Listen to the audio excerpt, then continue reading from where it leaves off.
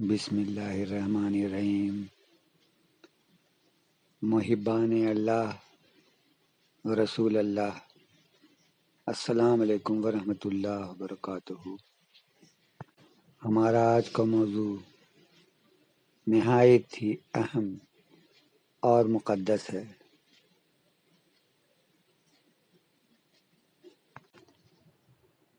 نبی اکرم صلی اللہ علیہ وسلم کی ازواج مطہرات ہم سارے مسلمانوں کے لیے ماں کا درجہ رکھتی ہیں۔ یوں تو جتنی ام المومنین ہیں سب اپنے آپ میں بے مثال، لاسانی، عابد، پارسا، نیک اور اللہ اس کے رسول کی فرما بردار ہیں۔ ان کی جتنی تعریف کی جائے کم ہے۔ اگر ان کے قدموں کی خاک بھی آج کی ہماری ماں بہنوں کو مل جائے تو نصیب کا کیا کہنا، وہ نصیب ور کہلائے گی۔ تو آج ہم جس ام المومنین کا ذکر کرنے جا رہے ہیں وہ اپنے آپ میں بے مثال، منفرد اور سب سے الگ ہیں۔ اسلامی تاریخ میں ان کے بارے میں بہت کم لکھا گیا ہے، بہت کم لوگ ان کے بارے میں جانتے ہیں۔ تو آج کی یہ ام المومنین ہیں حضرت ماریہ قبطیہ رضی اللہ تعالی عنہا۔ انہیں وہ فخر حاصل ہے کہ ان کے بطن اطہر سے ایک اولاد پیدا ہوا جس کی خبر اللہ تعالیٰ نے نبی صلی اللہ علیہ وسلم کو بذریعہ وحی دی، اور بذریعہ وحی اس کا نام بھی اللہ تعالیٰ نے چنا۔ تو ہم آتے ہیں موضوع کی طرف۔ جنگ خیبر اور صلح حدیبیہ کے بعد جب عرب کی فضا تھوڑا صاف ہوا اور دشمنان اسلام کی کمر ٹوٹی تو حضور صلی اللہ علیہ وسلم نے نجاشی کے بادشاہ ہرقل، مقوقس، شہنشاہ فارس وغیرہ سبھی کے نام خطوط بھیجے۔ فارس اور روم زمانے کی دو بڑی حکومتیں تھیں، ایک دوسرے کے حریف تھے۔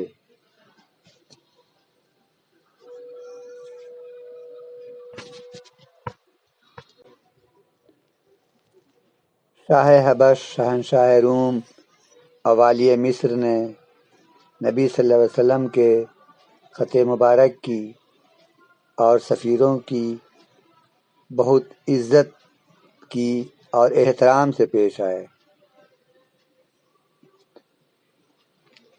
شہنشاہ فارس اور اس کے زیر اثر بعض دوسرے امراء نے اسلام کے سفیروں کے ساتھ بدسلوکی کی۔ اسی قسم کا ایک خط حضرت رسول خدا صلی اللہ علیہ وسلم نے شاہ مقوقس کے بعد بھیجا، جسے لے کر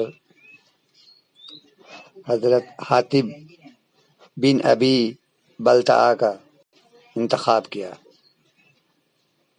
وہ شاہی خاندان کے تھے اور فارس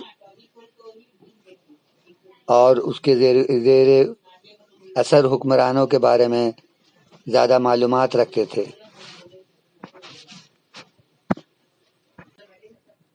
شاہ مقوقس نے ان کا خط لفظ بلفظ بہت غور سے سنا اور متاثر ہوا۔ نبی صلی اللہ علیہ وسلم کے خط کا مضمون یہ تھا: محمد صلی اللہ علیہ وسلم کی طرف سے مقوقس کو خط ہے، میں تمہیں اللہ پاک کے عبادت کی دعوت دیتا ہوں جو تمہارا رب ہے، میں تمہیں اس کی طرف بلاتا ہوں کہ اس کے سوا کسی کی عبادت نہ کرو۔ میں تمہیں سلام بھی بھیجتا ہوں اور اللہ سے دعا کرتا ہوں کہ وہ تمہیں ہدایت دے اور تمہیں اسلام کی نعمت عطا کرے۔ اس کے جواب میں شاہ مقوقس نے لکھوایا کہ وہ رسول اللہ صلی اللہ علیہ وسلم کی عزت کرتے ہیں، اسلام کی تعلیم سے خوش ہوئے اور کچھ تحائف بھی بھیجے۔ اس نے اور بھی لکھا، میں نے آپ کا خط اور اسلام کی تعلیم پڑھی، میں نے اس پر غور کیا اور اس کی عزت کی۔ میں نے آپ کے پیغام کو پسند کیا اور آپ کے لیے تحائف بھیج رہا ہوں۔ اللہ آپ کو صحت مند رکھے اور آپ کی دعوت کو کامیاب کرے۔ اس کے ساتھ اس نے بہت سارے تحفے تحائف بھیجے، ایک گھوڑا بھیجا، ایک خچر بھیجا اور بہت سارے تحائف کے ساتھ جو قابل ذکر چیز بھیجا، اس نے 2 نہایت ہی حسین اور خوبصورت لڑکیوں کو بھیجا، جس کے بارے میں اس نے کہا کہ ہمارے مصر میں اس کا درجہ بلند ہے، وہ ہم آپ کو بطور تحفہ بھیج رہے ہیں۔ دونوں خط جو نبی اکرم صلی اللہ علیہ وسلم نے بھیجا اور اس کے جواب میں شاہ مقوقس نے بھیجا، اس کا اصلی عربی متن ہم اسی ویڈیو میں دے رہے ہیں، آپ لوگ جی چاہے دیکھ لیجئے گا۔ یہ پہلا عظیم المرتبت بادشاہ تھا جس نے نبی اکرم صلی اللہ علیہ وسلم کے خط کے جواب میں نہایت عزت احترام اور تعظیم کے ساتھ جواب دیا اور تحفے تحائف بھی بھیجے۔ یہ 2 حسین و جمیل لڑکیوں میں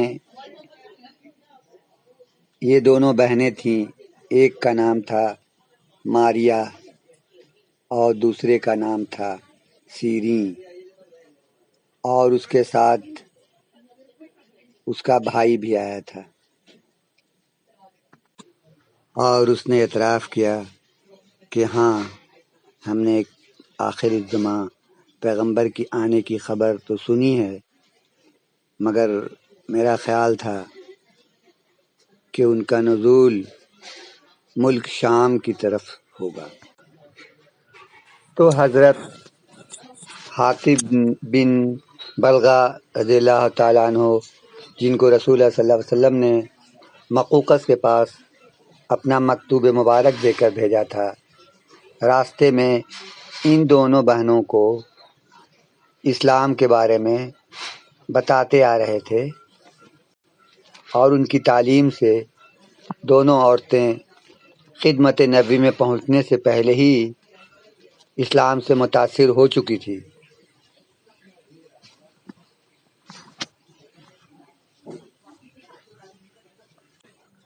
جب یہ دونوں بہنیں رسول خدا صلی اللہ علیہ وسلم کی خدمت میں آئیں یا پیش کی گئیں، تو رسول اللہ صلی اللہ علیہ وسلم اکیلے دونوں بہنوں کو نہیں رکھ سکتے تھے، کیونکہ 2 بہنیں ایک ساتھ ایک شوہر کی زوجیت میں نہیں رہ سکتی ہیں۔ تو نبی صلی اللہ علیہ وسلم نے یہ فیصلہ نہیں کر پا رہے تھے کہ کس کو رکھیں، تو اللہ تعالیٰ سے دعا فرمائی۔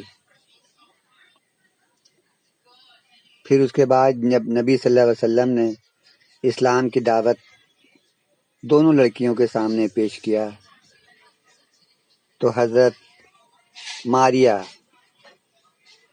نے اس دعوت اسلام کو پہلے قبول کیا، پھر اس کے بعد ان کی بہن سیرین نے قبول کیا۔ تو رسول اللہ صلی اللہ علیہ وسلم نے حضرت ماریا کو اپنے لیے چنا، اور وہ حضرت ماریا انتہائی خوبصورت تھی، بہت ہی حسین و جمیل۔ تو دوسری بہن کو اپنے ایک صحابہ کرام کو بخش دیا۔ انہوں نے اس سے نکاح کر کے اپنے عقد میں رکھا اور ان سے ایک اولاد بھی ان کا پیدا ہوا جو بہت اچھے اور نیک اور پارسا ہیں۔ تو نبی اکرم صلی اللہ علیہ وسلم نے حضرت ماریہ قبطیہ رضی اللہ تعالی عنہ کو اپنے زوجہ مطہرہ بننے کا درجہ عطا فرمایا۔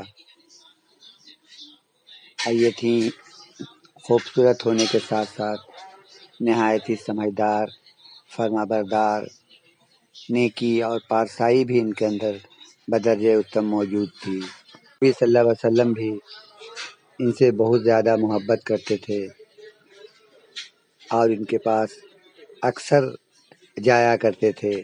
نبی اکرم صلی اللہ علیہ وسلم کو ایک دن یہ خوشخبری ملی کہ حضرت ماریہ رضی اللہ تعالی عنہا ماں بننے والی ہیں۔ ان سے نبی اکرم صلی اللہ علیہ وسلم کو بہت خوشی ہوئی کہ ان کی دو اولادیں جو بیٹے تھے دونوں کا انتقال ہو چکا تھا، اور دل میں تو ضرور ایک اولاد کی چاہت رہی ہوگی۔ آپ کے بطن مبارک سے حضرت ابراہیم رضی اللہ تعالیٰ عنہ پیدا ہوئے۔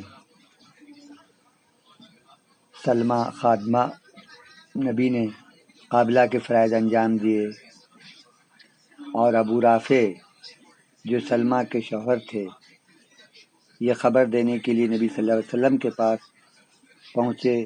اس سے پہلے حضرت جبریل علیہ السلام نبی صلی اللہ علیہ وسلم کو اس کی خوشخبری سنا چکے تھے اور اس بچے کا نام بھی تجویز کر چکے تھے، جس کا نام ابراہیم رکھا گیا۔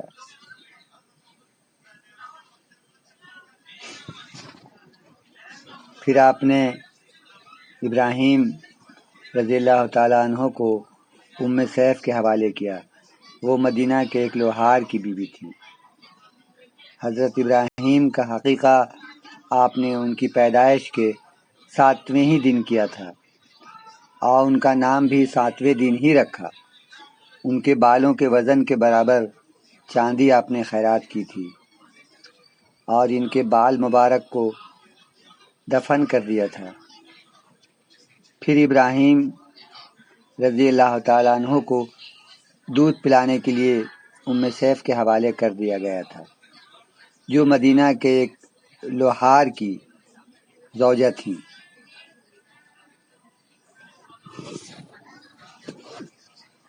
حالانکہ کہا یہ جاتا ہے کہ انصار میں آپس میں لوگوں میں یہ جھگڑا ہو رہا تھا کہ حضرت ابراہیم رضی اللہ تعالیٰ عنہ کو دودھ کون پلائے۔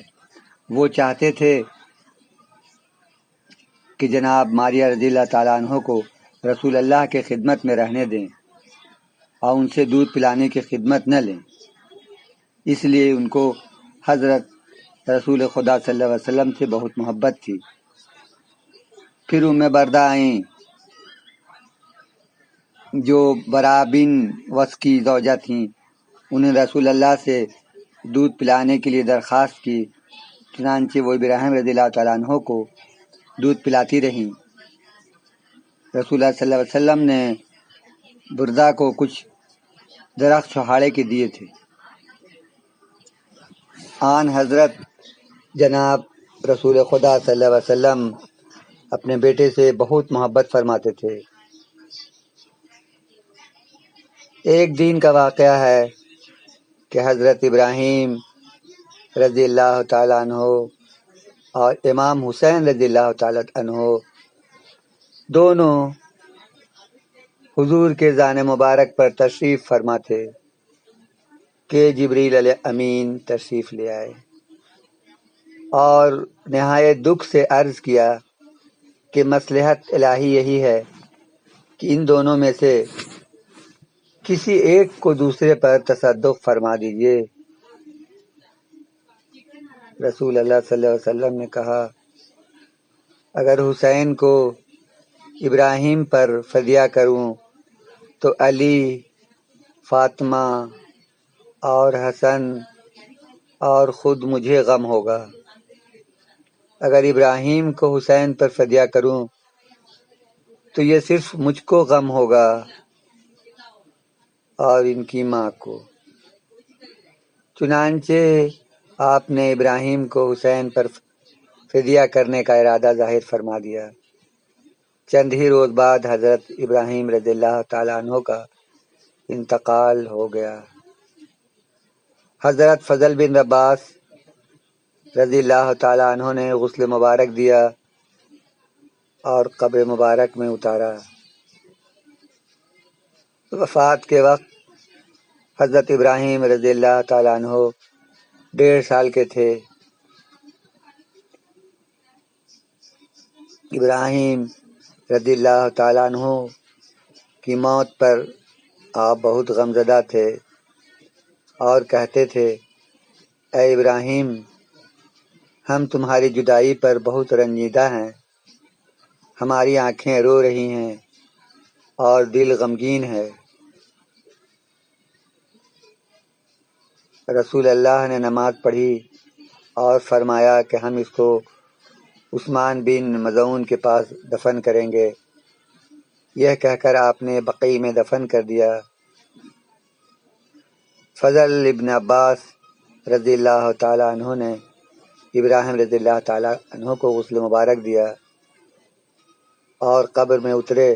اسامہ بن زید رضی اللہ تعالیٰ عنہ رسول اللہ صلی اللہ علیہ وسلم قبر کے کنارے بیٹھے رہے۔ حضرت ابراہیم رضی اللہ تعالیٰ عنہ کی قبر مبارک پر پانی کا چھڑکاؤ کیا گیا۔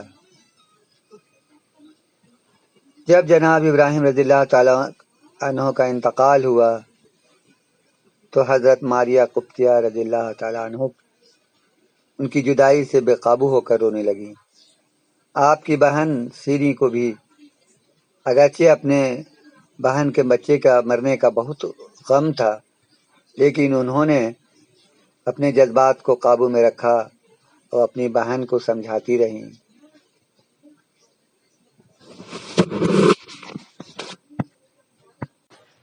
رسول اللہ صلی اللہ علیہ وسلم فرما رہے تھے،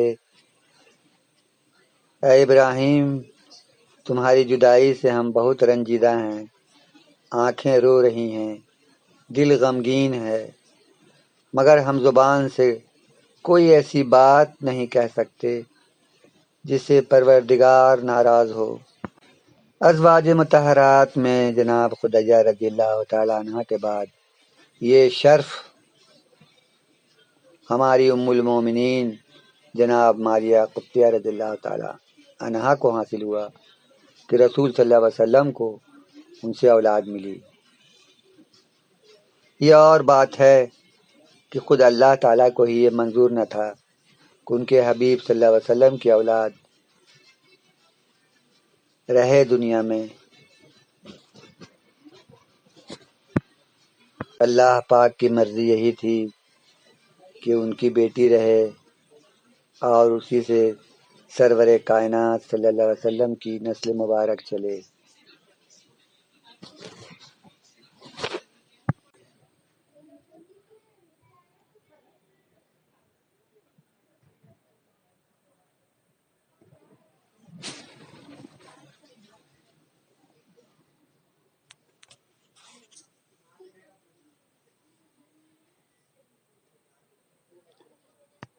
یہ چند باتیں ہیں جو دوسرے ام المومنین سے